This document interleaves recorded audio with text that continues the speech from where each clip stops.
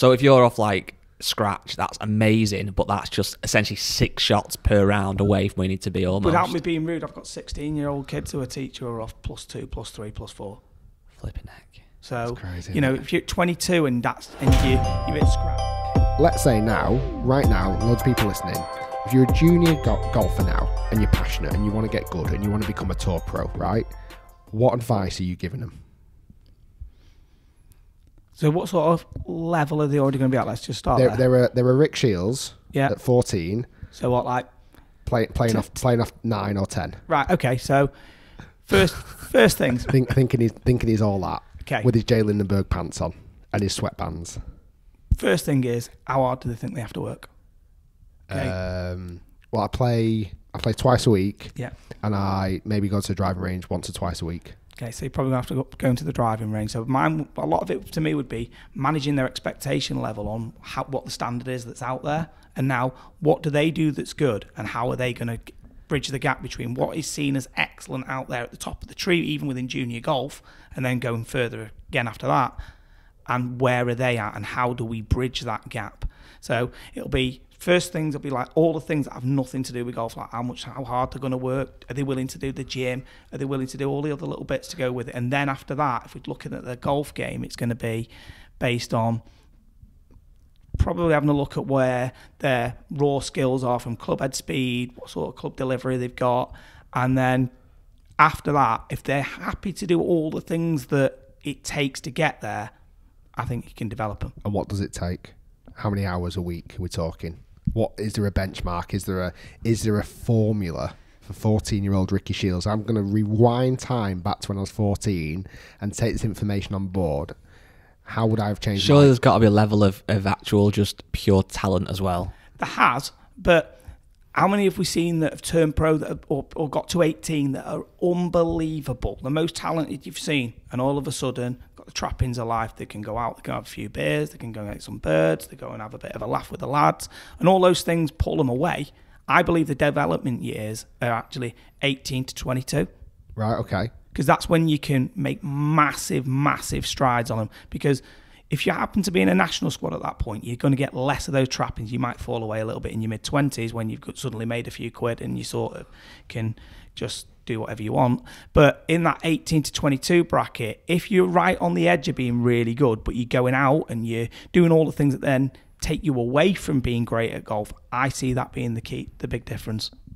So if you want to make it, you can't have any fun.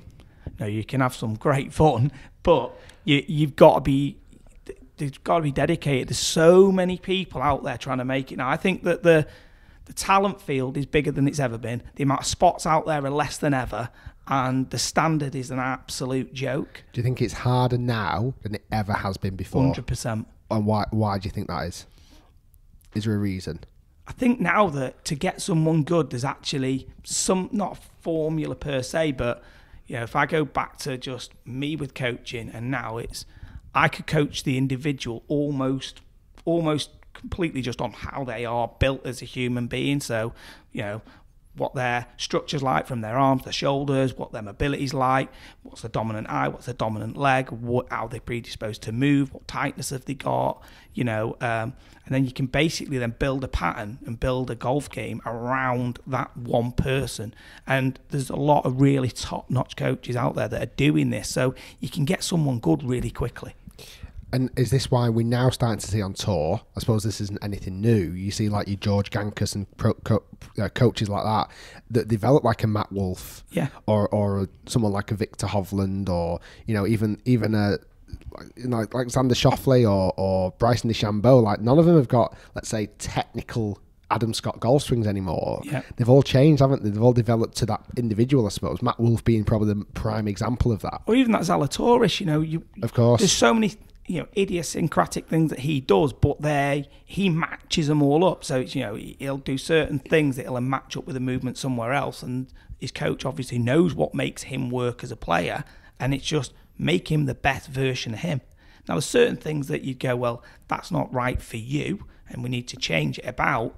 But gone are the days where, you know, you go for a lesson and the guy just pulls up Ernie Els from 2001 and then compares it, is the club face position halfway back.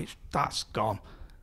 That has completely gone. To put this in some perspective then, we obviously know that if you're 22 trying to get on the European tour or whatever it might be, it's obviously about what you've won or, qualifying for your Q school, etc. So handicap is becomes irrelevant. But just for our listeners, what would you expect a 22-year-old guy to handicap to roughly be if he's that good? He's going to get onto the tour and make a living from it. Between +3 and +6.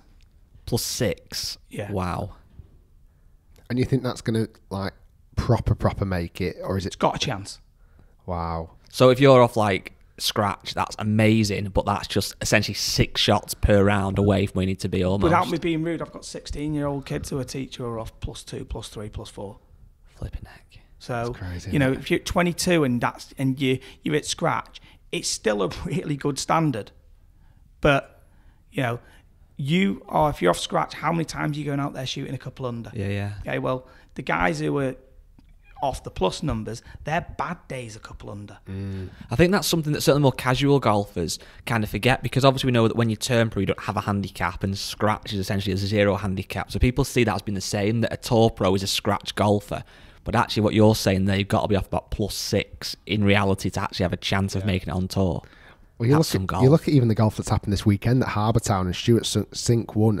He's not a spring chicken. Was he in his 450s, I think? The first 2 rounds he shoots 8 under, sets the 36-hole record. And that's at Harbour Town, a ridiculously hard golf course. What is a tour pro's handicap if they were a Saturday weekend golfer at a Highley or a Marriott or just a nice, lovely golf course? +8. They really would be, wouldn't they? Maybe +9. But what we don't see is that the golf courses they're playing are monstrously long. Yeah. The greens are rapid. All the runoffs around the greens are cut so fine that you find the most horrible positions to chip from. And yet they're making a mockery of a golf course that is, we might go around there the day of the event, and if we've played all right, we'll probably shoot, a scratch player's probably going to shoot between 75 and 80. Yeah, well, I've played in a few pro-ams now on the Wednesday and had to play off the back tees, because as a pro in a pro-am, you have to play off the back tees. It's so hard. It's literally, I can hit an unbelievable drive on some of these par 4s. I played at Wentworth and the BMW Pro-Am, and I had to play off the back tees. You can kill a driver. You're still 200 yards away from the green. And you're thinking, oh my God, I've actually hit that pretty good, and I'm miles away. And then you get near the green, and the greens are rapid and fast, and putting on them is hard, chipping on them is hard, and everything. And you think, and you look at the scores that week, and I can't remember what it was exactly, but I'm like 15 under for the week. And you think, I don't even know how they've done that. Another question then on these guys that you have that are elite. I feel like I know the answer to this, but when we say these guys want to make it, in my mind I'm thinking European Tour or possibly PJ Tour. Do you have many guys that actually just want to make a living from golf, who just want to go on the Challenge Tour or even the Europro Tour? That's their aspiration, and they're kind of quite realistic with that. Yeah, you get a few like that. Is that refreshing for you, or do you want them to have their aspirations even higher? No, I actually like that, and because they might surprise themselves and get there. But, they're probably pretty good at their own expectation management at that moment in time. And if they get to, one of those tours and they can make it so that they're in the sort of top 15, top 20 spots, somewhere near there, they're probably going to make a pretty nice little living. But they're going to have a great lifestyle, travelling the world, going to different countries, playing mega golf courses. But I think the ones that find it so difficult is that they have to make it. They financially have to make it because they're really struggling.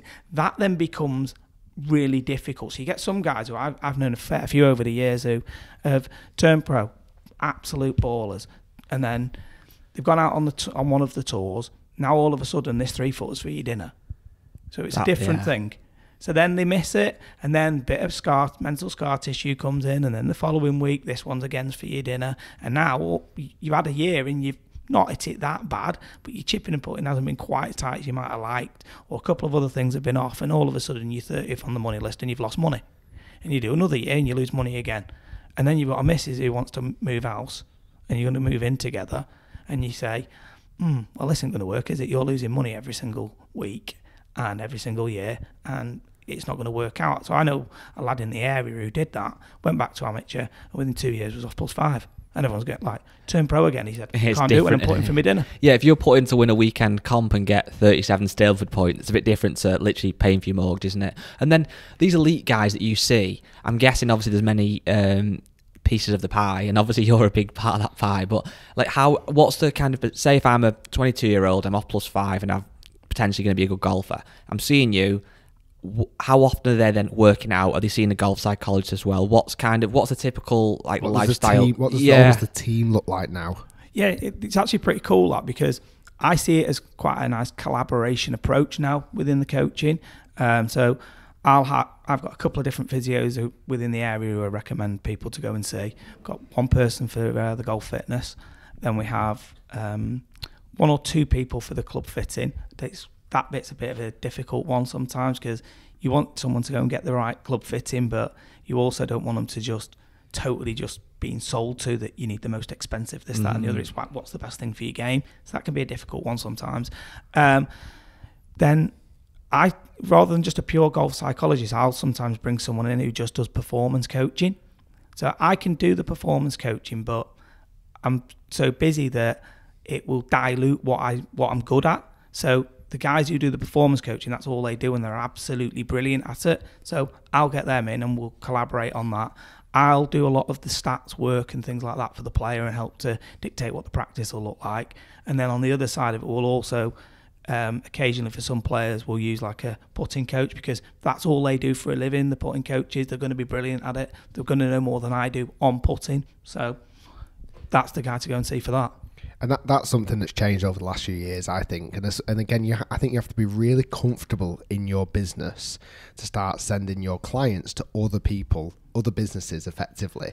But when you're looking at the holistic picture of how do I make this student better, well, it does take a bit of everything. And like you say, you can manage one thing, yes, really, really well, but there's so many other elements to the pie. And you mentioned on club fitting a minute ago. I mean, that's just a huge element of the pie that I deal with all the time with reviewing equipment and everything. And you're right, are they going to get sold the right equipment? I suppose a lot of these juniors now, a brand starting to like sniff around these juniors a bit more as well now, and starting to like go, come on, little Johnny, I'll fit you out with all the Callaway gear or Titleist gear. Or does that happen? Oh yeah, that happens. And does that happen at an early age now? Yes, so some are getting given kit fairly early. If you get into a national squad, you're definitely getting given clubs, and probably getting given some clothes, and you're getting pretty well looked after.